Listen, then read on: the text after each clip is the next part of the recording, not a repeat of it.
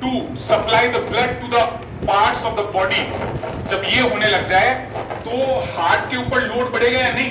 बढ़ेगा। बोलिए, अगर हार्ट बहुत ज्यादा कॉन्ट्रैक्ट कर रहा है, बहुत ज्यादा पंपिंग कर रहा है, तो हार्ट पर लोड बढ़ा या नहीं? एबनॉर्मली हार्ट पंपिंग कर रहा है तो हार्ट पर लोड बढ़ा या नहीं? और जब हार्ट पर लोड बढ़ा तो वो सिचुएशन कौन सी डेवलप हो जाती है? हाइपरटेंशन की सिचुएशन डेवलप हो जाती है, और उसमें हार्ट पर लोड भी बढ़ जाता है और हार्ट बार बार बहुत ज्यादा एबनॉर्मली क्या करने लगता है? पंप करने लगता है। और ये जो हाइपरटेंशन है उसको किस नाम से और जाना जाता है?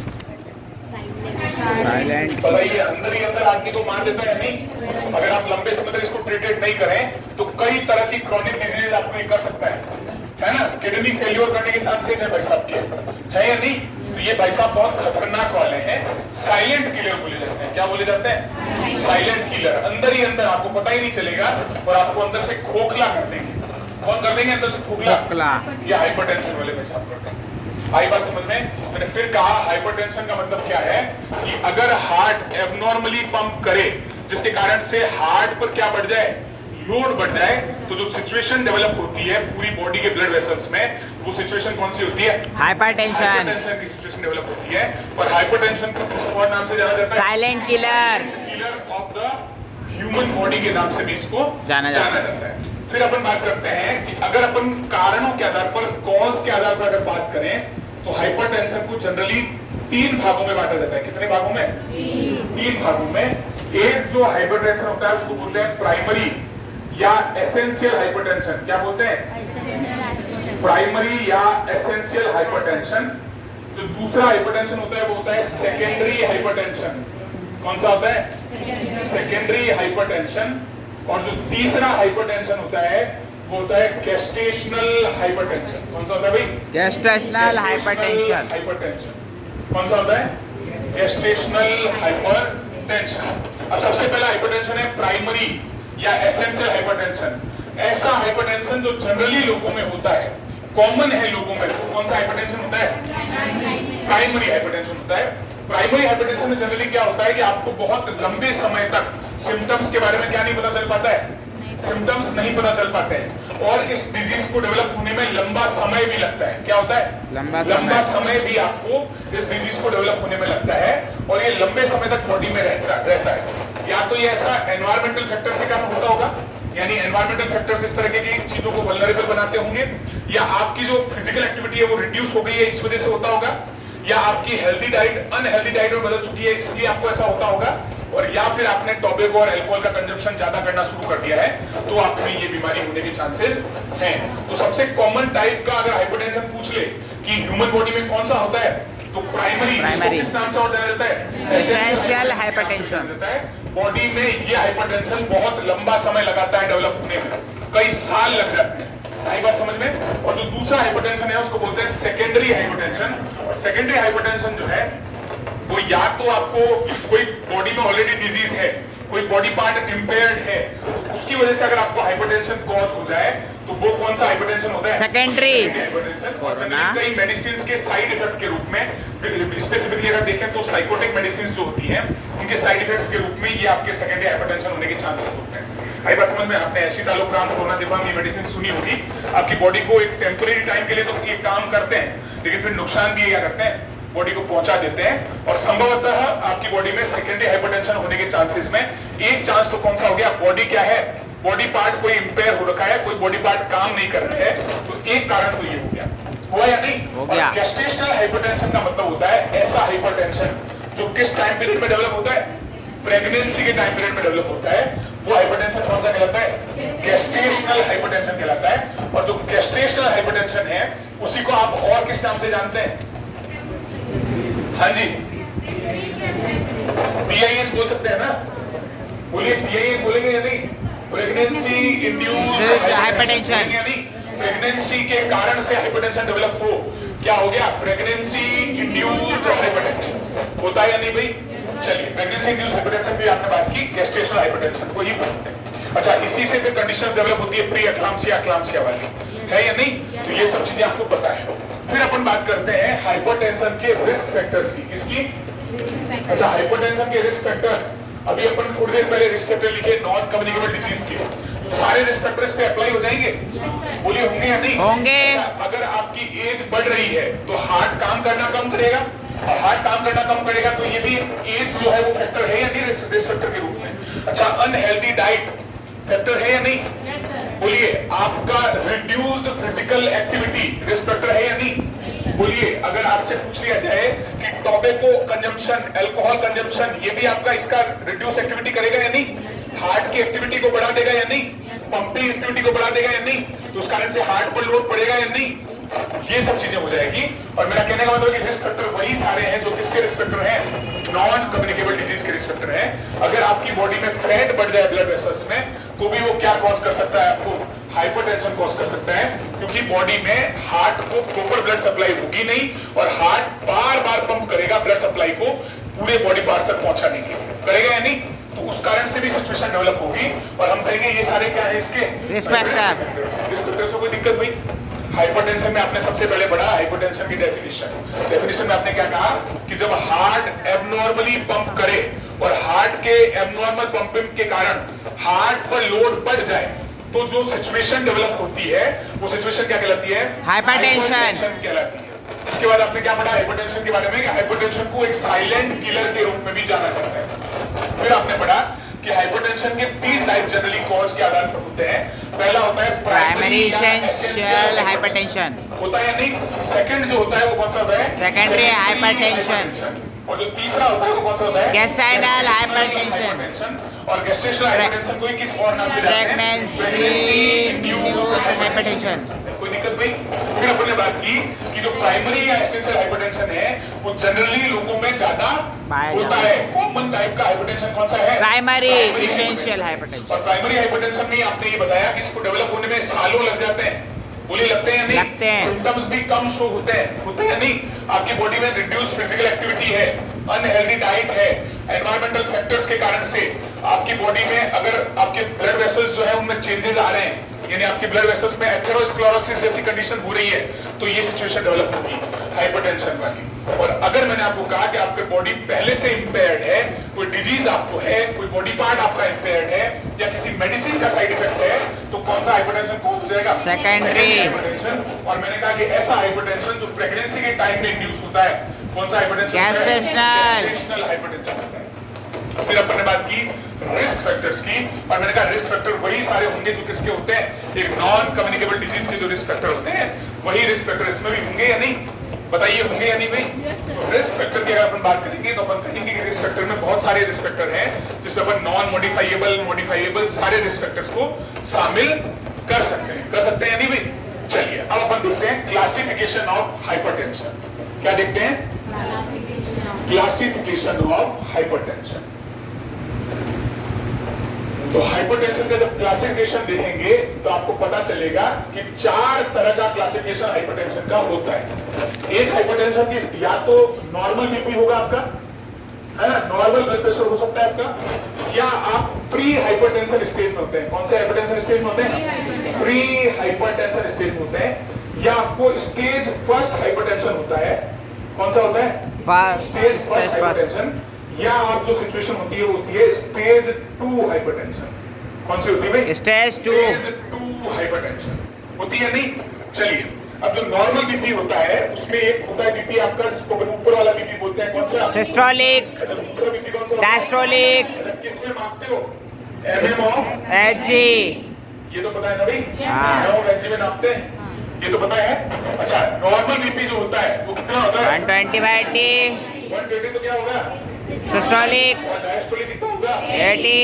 120/80 mm of Hg, और उससे थोड़ा कम हो तो ये नॉर्मल कंडीशन में मान सकते हैं ना?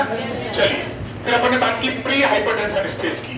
और प्री हाइपरटेंशन स्टेज में क्या होगा कि आपका जो सिस्टोलिक बीपी है वो बढ़ करके 120 से 139 हो जाए, और आपका डायस्टोलिक बीपी जो है वो 80 से 89 mm of Hg हो जाए। तो ये कौन सा बीपी हो जाएगा भाई? Pre hypertension. स्टेज हो जाएगी। कौन सी स्टेज हो जाएगी? प्री हाइपरटेंशन स्टेज हो जाएगी। फिर अपन बात करते हैं स्टेज 1 हाइपरटेंशन की। और स्टेज 1 हाइपरटेंशन में आप देखते हैं कि अगर आपका सिस्टोलिक बीपी 140 से बढ़कर के 159 पहुंच जाए, और अगर आपका डायस्टोलिक बीपी 90 से बढ़कर के 99 तक पहुंच जाए, तो ये किस तरह का होता है भाई? स्टेज 1 हाइपरटेंशन होता है, कौन सा होता है? क्वेश्चन आता है स्टेज 1 हाइपरटेंशन में ब्लड प्रेशर कितना होता है, स्टेज 1 हाइपरटेंशन में सिस्टोलिक बीपी कितना होता है, स्टेज 1 हाइपरटेंशन में डायस्टोलिक बीपी कितना होता है। ऐसे क्वेश्चन पूछ सकते हैं आपसे, पूछ सकते हैं या नहीं? बोलिए, क्लासिफिकेशन में से क्वेश्चन बन सकता है या नहीं? बन सकता है। चलिए, और एक होता है स्टेज 2 हाइपरटेंशन, और उसमें अपन कहते हैं कि अगर 160 या तो 160 या 160 से ज्यादा सिस्टोलिक बीपी हो और डायस्टोलिक बीपी आपका जो है वो 100 या 100 से ज्यादा हो, तो आपको क्या हो सकता है भाई? Stage 2 hypertension. क्या होने के चांसेस हैं? स्टेज 2 हाइपरटेंशन होने के चांसेस। आपने फिर से देखिए क्लासिफिकेशन बोला, क्लासिफिकेशन किन दो आधारों पर करते हैं? Systolic, diastolic. क्लास से जा सकता है, बोलना तो पड़ेगा। मेरे को पसीना आ रहा है, गर्मी लग रही है, उसके बावजूद अगर मैं बोल रहा हूं तो आपको तो पंखे में बोलने में जोर आ रहा है। हाँ जी, बोलना पड़ेगा या नहीं? बोलना पड़ेगा। ठीक है कि नहीं? चलिए देखिए, किस किस में दो भागों में बांटते हैं हम बीपी को? Systolic, diastolic. Systolic blood pressure और डायस्टोलिक ब्लड प्रेशर के लिए हम 4 भागों में नॉर्मली बीपी को मेजर करते हैं। अगर बीपी नॉर्मल है तो कितना होगा? 120, 80। डायस्टोलिक तो कितना होगा? 120, डायस्टोलिक कितना होगा? 80। अगर आपसे पूछ ले कि आपके स्टेज जो हाइपरटेंशन की है वो प्री हाइपरटेंशन स्टेज है, तो उसमें सिस्टोलिक बीपी कितना होगा? 120, 139, और डायस्टोलिक बीपी कितना होगा? 80, 89। बात सुनिए, अपन हड़बड़ाहट में गलती करते हैं। mm of hg इसका मात्रक है या नहीं? वो कुछ और लिख देगा, है ना? mm of ag लिख देगा, mm of mg लिख देगा, कुछ भी लिख देगा। पहले ऑप्शन में होगा 120/139 mm of mg या mm of ag। सही करके आएंगे? नहीं सर, ऑप्शन में नन ऑफ दीज भी होगा। सही करके आएंगे या गलत करके आएंगे? गलत। क्वेश्चन को घुमाने का तरीका जान रहे हैं? क्वेश्चन कैसे घूमता है? आप गलती करके आ जाएंगे m of ag या m of mg, नहीं करेंगे ना ऐसी गलती। ऐसे एग्जाम्स में क्वेश्चन पूछ ले तो उसका आंसर देना हमको आना चाहिए या नहीं? तो 120/139 ये तो सिस्टोलिक बीपी होता है, किसमें? Pre hypertension. स्टेज में डायस्टोलिक बीपी कितना होता है? 80, 89। देखो, इधर 20 बढ़ रहा है, इधर 10 बढ़ रहा है। बोले इधर लगभग 19 के आसपास बढ़ा, इधर कितना बढ़ा? 9। तो नॉर्मल कितना होता है? 120, और फिर कितना होता है? 80। तो अब देख लीजिए आप, ये 3, इसके बाद 3 स्टेज होती है हाइपरटेंशन की, उसमें सबसे पहली कौन सी होती है? Pre hypertension. 120 में 19 बढ़ा देना, कितना हो जाएगा? 139 तक। ये तो हो जाएगा प्री हाइपरटेंशन का स्टेज। और इधर आप जब 9 बढ़ा देंगे तो 80 से 89। फिर आपसे पूछ ले कि हाइपरटेंशन की स्टेज फर्स्ट के अंदर सिस्टोलिक बीपी कितना होता है, तो फिर 20 बढ़ा देना, कितना हो जाएगा? 140 से 159। और इधर 10 बढ़ा दोगे कितना हो जाएगा? 90, 99। और अगर आपसे पूछ ले स्टेज 2 हाइपरटेंशन में ब्लड प्रेशर कितना होता है, तो सिस्टोलिक कितना होता है? 160 से बढ़कर और डायस्टोलिक कितना होता है? 100 से ज्यादा। कोई दिक्कत भाई? यहाँ तक कोई दिक्कत? चलिए, फिर आप फाइनल बात जो अपन करते हैं, और वो फाइनल बात है मैनेजमेंट की। किसकी? मैनेजमेंट की बात करते हैं। और मैनेजमेंट में आप क्या कर सकते हो? मेडिसिन देने का अधिकार है आपको? Yes sir. यस सर कौन बोला? ऐसे धुरंधर ज्ञानी इस धरती पर कौन कौन है जो यस सर? इसका मतलब आप अपने आप को डॉक्टर समझते हैं? बोलिए, आप डॉक्टर हैं? नहीं। ये चुप बनने के बाद भी अपने आप को डॉक्टर समझेंगे? नहीं। डॉक्टर नहीं है, सेवा करने जा रहे हैं गाँव में। क्या करने जा रहे हैं? सेवा। हाँ, डॉक्टर बन के नहीं जाना है गाँव में। डॉक्टर बन के गए तो आदमी आपके पास भी नहीं आने देगा।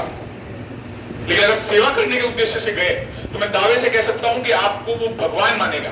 क्या मानेगा? भगवान। हाँ, ये गर्मियों में तो छाछ और दही की कमी नहीं पड़ेगी आपके जीवन में, है ना? छाछ और दही के तो मटके भर के रख देगा भले वो आपके पास में।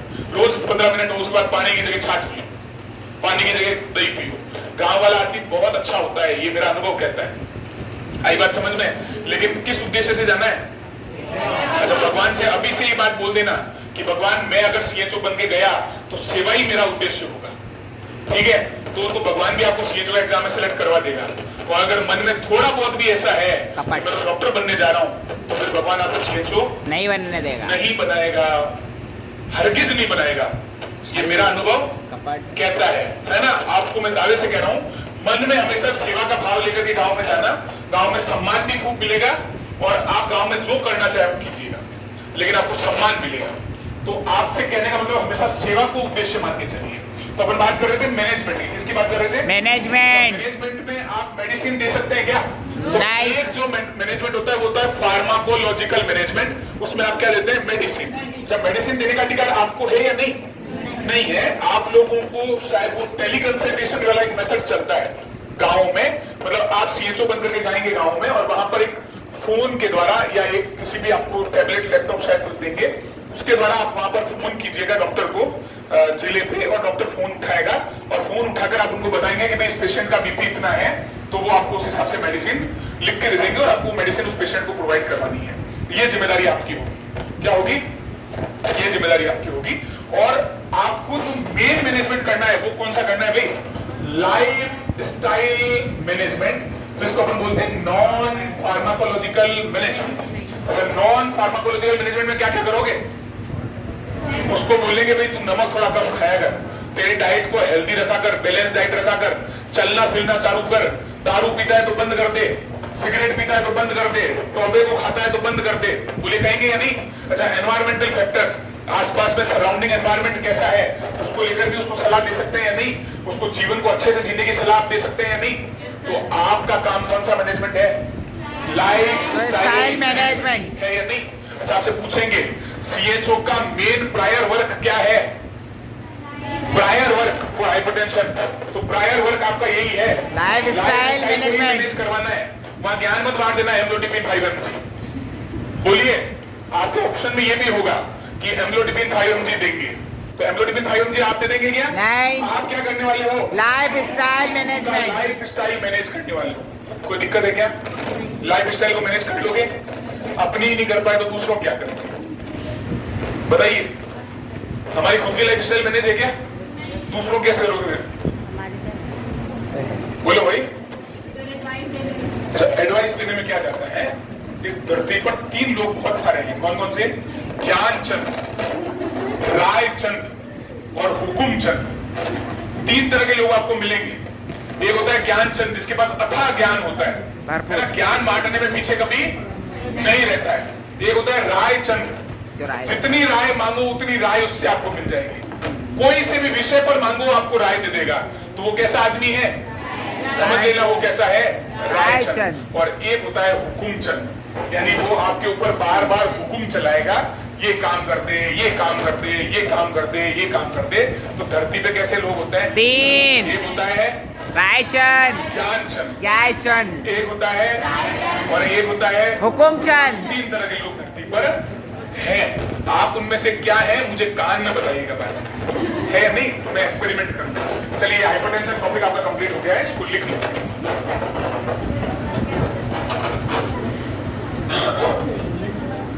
लिखिए,